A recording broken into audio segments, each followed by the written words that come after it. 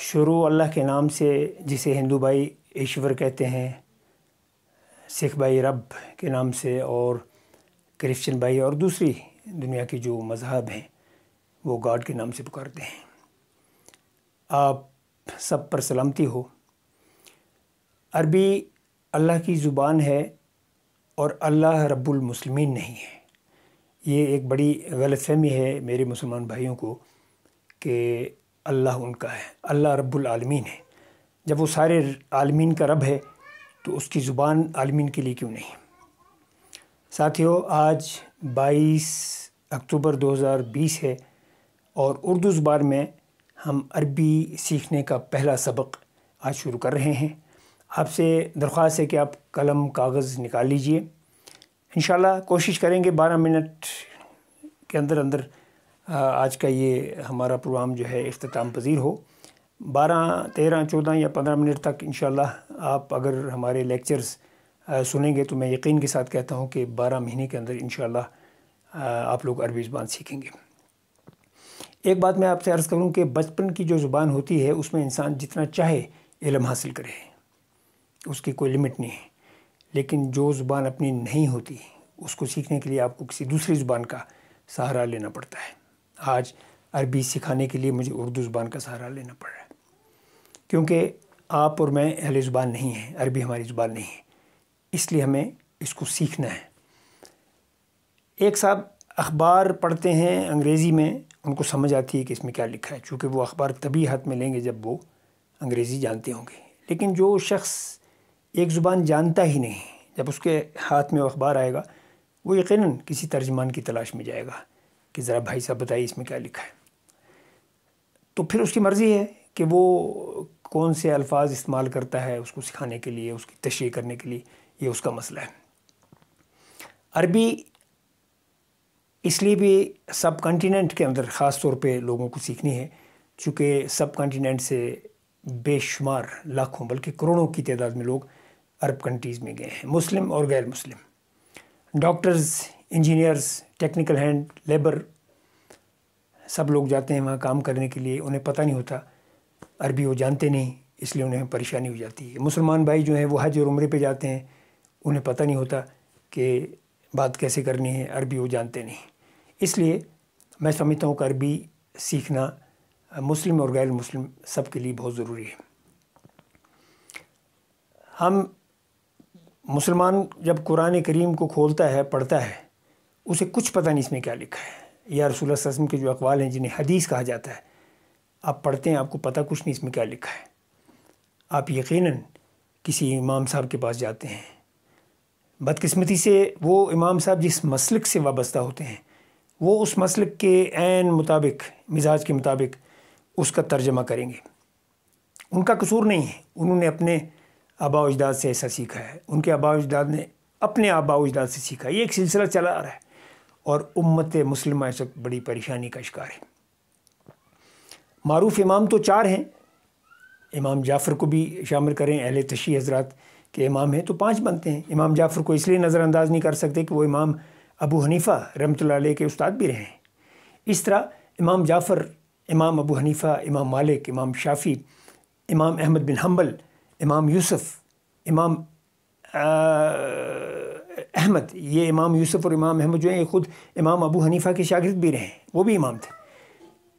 اسی طرح امام بخاری آئے، امام مسلم آئے، امام ابو داود آئے، امام ترمذی آئے، امام ابن ماجہ، ابن نسائی، امام ابن تیمیہ، امام ابن قیم، امام ابن کثیر، امام نصیر الدین البانی، امام غزالی، امام محمد بن عبد الوہاب، امام حسن البنا، امام مودودی، امام خمینی، یہ سارے اماموں کی ایک لسٹ ہے۔ ہاں، اس سے ممکن ہے آپ کو کسی امام سے اتفاق نہ ہو، یہ الگ بات ہے، اتفاق ہونا نہ ہونا یہ دوسری بات ہے، لیکن یہ ایک بڑا سلسلہ ہے اور امام آگے بھی آتے رہیں گے۔ البتہ نبوت کا سلسلہ ختم ہو چکا ہے، اب اس کے بعد کوئی نبی آنے والا نہیں ہے، تو اس لیے آپ عربی سیکھیں تو آپ کے مسائل کافی کم ہو جائیں گے، آپ کو سمجھ آئے گی اس میں کیا لکھا ہے۔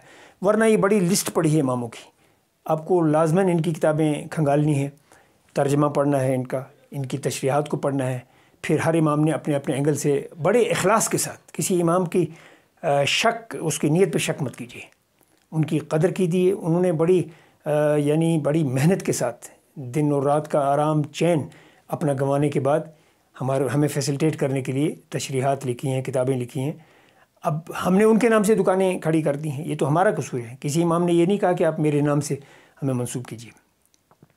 تو اس لیے میں سمجھتا ہوں کہ ضروری ہے کہ ہم عربی زبان سیکھیں.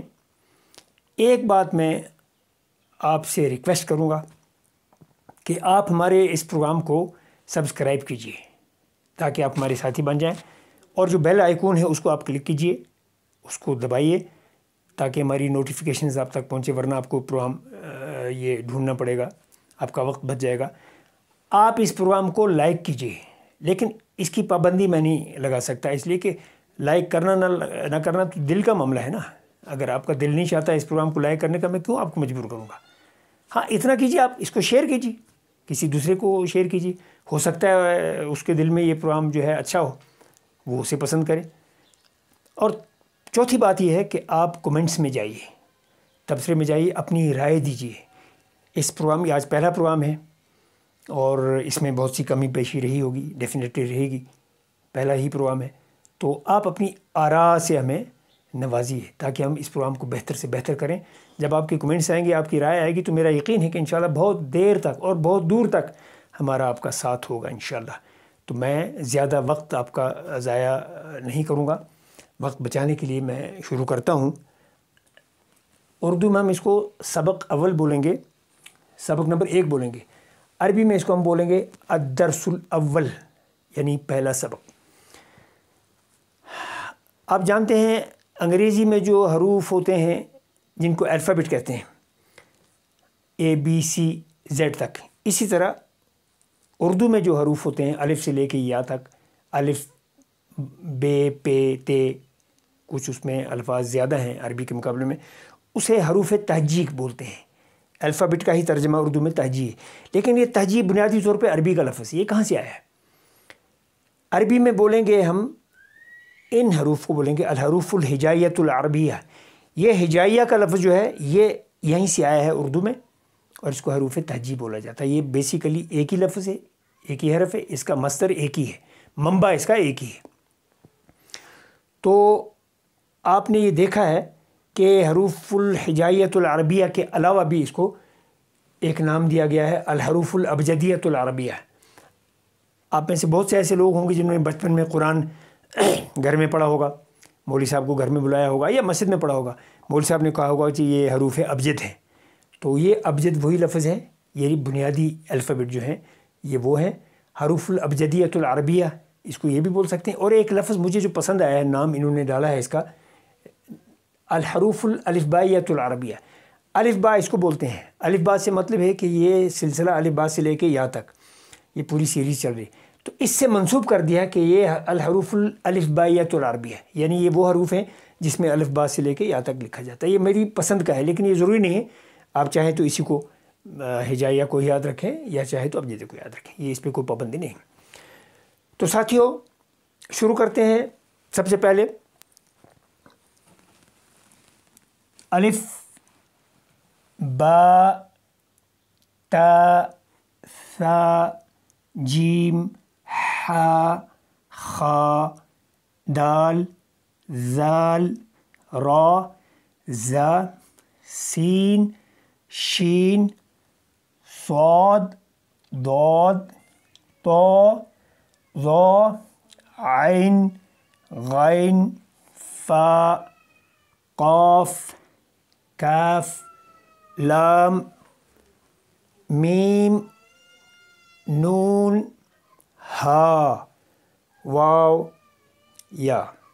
یہ سارے حروف 28 ہیں. یہ جو پہلا حرف ہے الف جس کو ہم نے کہا ہے، یہ بیسیکلی 2 حرفوں پر مشتمل ہے، ایک الف اور اس کے اوپر حمزہ. آپ نے بچپن سے دیکھا ہوگا، جو خاص طور پہ اردو جاننے والے ہیں، ظاہر ہے اس کلاس میں زیادہ وہی آئیں گے جو اردو جاننے والے ہوں گے ہی، چونکہ اردو میں ہی ہم آپ کو یہ عربی زبان سکھا رہے ہیں. تو ہر حرف کے اوپر یا لفظ کے اوپر یا زبر ہوتا ہے یا زیر ہوتی ہے یا پیش ہوتی ہے. یا اپنے بچپن سے جو اردو جاننے والے ہیں وہ جانتے ہیں کہ زبر، زیر یا پیش. اب عربی زبان میں زبر، زیر اور پیش کو کیا کہتے ہیں وہ ہم آج نہیں آپ کو بتائیں گے، وہ انشاءاللہ ہم آپ کو آگے چل کے بتائیں گے. لیکن یہاں بتانے کا مقصد صرف یہ ہے کہ جس الف کے اوپر زبر ہو یا پیش ہو یا نیچے زیر ہو اس کو حمزہ کہا جائے گا، اور جس الف کے اوپر نہ پیش ہو، نہ زبر ہو، نہ زیر ہو، اس کو الف کا تلفظ جو ہے وہ ادا کیا جائے گا.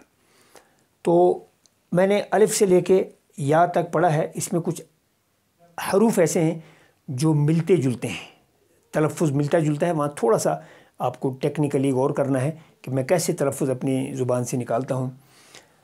یہ الف آ کی آواز بھی آ سکتی، آ، یہ آ یہاں سے نکلتا ہے منہ سے، آ. اس کے مقابلے میں یہ ہے عین، آ، آ، آ. کچھ لوگ آ کو بھی آ ہی پڑھتے ہیں، اس لیے الف اور عین میں فرق کرنا ہے. عین آپ کو ایسے نکالنا ہے، یہ اندر سے نکالنا ہے، آ، آ. خدا نخواستہ جیسے کسی کو الٹی آتی ہے، آپ برا مت مانیے، بات سمجھانے کے لیے اگر یہ الفاظ کا استعمال کرنا پڑے کوئی مضحکہ نہیں. آ، یہ آپ کو اندر سے آواز نکالنی ہے، آ، اور یہ آپ کو صرف یہاں سے نکالنا ہے، آ. اسی طرح الف، با، با، الف، با، تا. یہ حرف اور یہ حرف یہ ملتے جلتے ہیں، یہ بھی تا ہے، یہ بھی تا ہے. اس کو آپ نے ہلکا پڑھنا ہے اور اس کو ذرا بھاری پڑھنا ہے. ہلکے کو عربی میں بولتے ہیں خفیف اور بھاری کو بولتے ہیں ثقیل، اور یہ دونوں الفاظ اردو میں بھی مستعمل ہیں. یہ میں آپ کو بتا دوں کہ اردو زبان جو ہے اس میں عربی کے لگ بھگ 60-70 سے زیادہ الفاظ جو ہیں عربی سے آئے ہیں. تو اردو جاننے والوں کے لیے عربی سیکھنا بہت آسان ہے. تا، تا، اس کو موٹا پڑھنا ہے، تو، تا، تو، تا، تو. آپ فرق کیجئے. اسی طرح یہ جو ہے ایک حرف ہے ثا، یہ اور سین، اس میں تھوڑا سا آپ کو فرق رکھنا ہے. یہ جو سین ہے یہ بیسیکلی جب دو دانت کے درمیان میں آپ گیپ رکھیں گے تو وسل کی آواز نکلے گی، سیٹی کی آواز، سین. اس میں آپ کو وسل نکالنی ہے، لیکن اس میں اس گیپ کو آپ کو ختم کرنا ہے تاکہ وسل کی آواز نہ نکلے اور سا نکلے. یہ کیسے ہوگا؟ یہ جو دانت ہیں اوپر والے اس کے نچلے پورشن پہ آپ نے زبان اپنی آ کے فکس کر دینی ہے تاکہ وہ جو گیپ ہے، وہ ایک سرنگ سی بنی ہے جہاں سے یہ آواز نکلے گی، وہ بند ہو جائے اور سائڈوں سے آواز نکلے گی، اس میں وسل نہیں آئے گی، وہ سا کی آواز آئے گی. آپ میرے منہ کو اچھی طرح سے دیکھیے، سا،